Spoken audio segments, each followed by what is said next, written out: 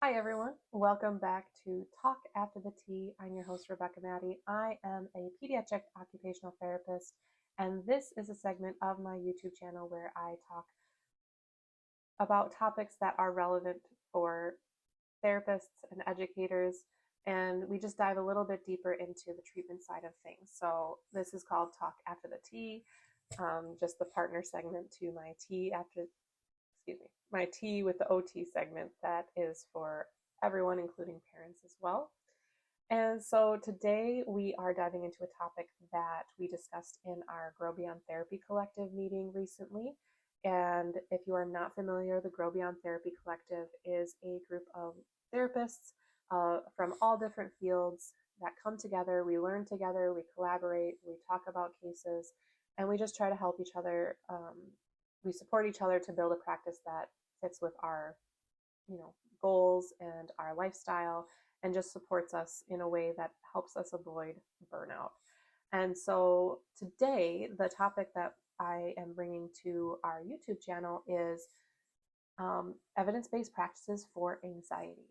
And so this is something we talked about last month as a group, and we talked about the different approaches that we can take, as well as how we incorporate those approaches into our practices. So let's start with the basics of what does anxiety look like. It can look really different depending on each client. In children, we might see tantrums, avoidance, stomach aches, or constant reassurance seeking. In adults, it might show up as overplanning, irritability, or physical tension in their body. For clients with, and even with, for clients with communication challenges, anxiety often hides in the body with tight shoulders or increased pacing or refusal to engage. So a key part of our job as a therapist is learning to observe what's beneath the behavior. Is it anxiety? Is it sensory overload? Is it emotional lability? Often it's a blend of all those things, and our intervention should reflect kind of that nuance piece. And so that's a lot of what we talked about in our collective discussion too, is that I'm not going into one session with, just planning on doing, CBT, elements of CBT or elements of polyvagal theory. I am kind of doing a nuanced blend of all these things in order to try to capture what this client needs at this moment. And so there are several powerful frameworks. I just mentioned a few that we can draw from that highlights, just the different ways that we can support our clients no matter what angle we might be coming from, either as an OT, as a mental health therapist, as a PT. Anxiety can show up for any of us. And we want to make sure that we are able to support our clients in all their needs. So let's start with cognitive behavioral therapy. So CBT, and you'll see me kind of looking over at my notes today because as much as I would love to, I can't keep all of this in my head. But I am, so you'll just kind of see me popping back and forth. But CBT focuses on helping clients recognize and reframe unhelpful thought patterns in their bodies. So this might look like, for kids, identifying a worry thought and replacing it with a more flexible or a hopeful one.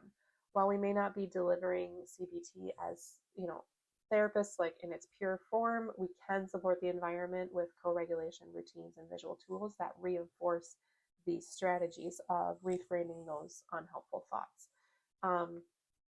The next up that we discussed in our collective meeting was DBT, so dialectical behavioral therapy. And that gives us a tool for managing emotional intensity. So skills like distress tolerance, mindfulness, interpersonal effectiveness are incredibly relevant, especially for teens and caregivers that are under chronic stress environments. As OTs or music therapists, we can weave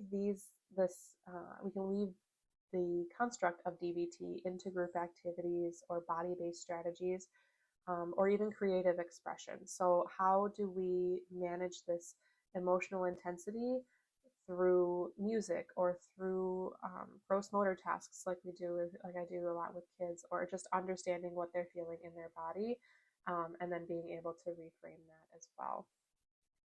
Next up, we talked about polyvagal theory and sensorimotor regulation. This is definitely something that I am more familiar with and using in my practice.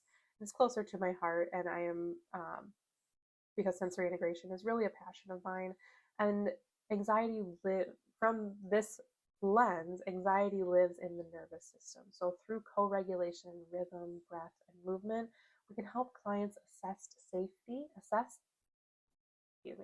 we can help clients access safety and flexibility in their bodies. So this is where music and OT really intersect beautifully, because whether it's drumming or weighted movement, humming a tune that cues, calm feelings, polyvagal theory and sensory motor regulation can really help not only cognitively feeling a sense of safety, but internally having that sense of safety as well. So like I know I'm safe, but if my body doesn't feel that safety, it's going to be even harder to regulate and to engage with my environment around me.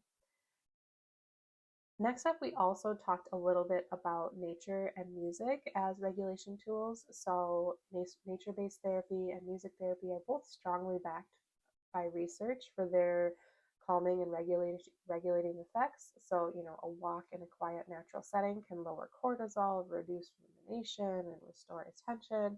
And music therapy, especially rhythm-based and client-chosen music, helps with anxiety and supporting emotional expression as well. That helps regulate the nervous system. And the beauty of those two approaches is they don't require a clinical setting, so they can be integrated into classrooms and homes or community spaces. We actually have a soon-to-be music therapist and a nature-based therapist with us in the collective, and so getting their perspective during the meeting was really wonderful as well. So a common question that I get kind of, related on the same plane of anxiety is also just like, what is developmentally appropriate when it comes to emotional regulation? Like, what can we actually expect this child to be able to do, or this teenager to be able to do independently, versus what am I going to need to do as the parent for co-regulation? So just a quick framework that of commonly accepted ages for this piece is, under age of 6, kids need lots of co-regulation. They can't self-soothe necessarily on demand. They are building that skill, and they are building it through watching their parents or their caregivers regulate their own emotions. They are learning the habits and the routines that you have to regulate your emotions. And so as a parent, it is important to instill what you are doing to regulate your emotions, or what you're learning to do to regulate your emotions in your little one. By 7 to 9, they're starting to learn those strategies and learn the ones that actually help their body feel good, like deep breathing or even asking for help. That's when we can expect them to cognitively able to take a step back and ask for help if they really aren't able to calm on their own. Once they get into that tweens and teen stage, they are beginning to identify internal states and reflecting on patterns, but they still might need support to stay grounded if they are under a lot of stress.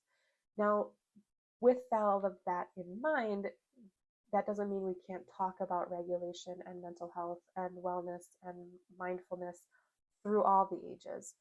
We can model those deep breaths. We can model saying how we're feeling in this moment, or that we need a break at any age. And we just want to make sure that we're always using clear, non-shaming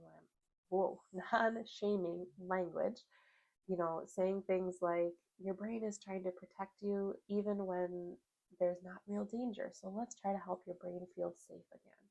And so those kinds of things just help us frame mental health and mental health awareness in our children at any stage, honestly. So to wrap up, supporting anxiety is not just about talking through worries. It's also about tuning into your body, creating a safe space, and offering strategies that are responsive and not rigid.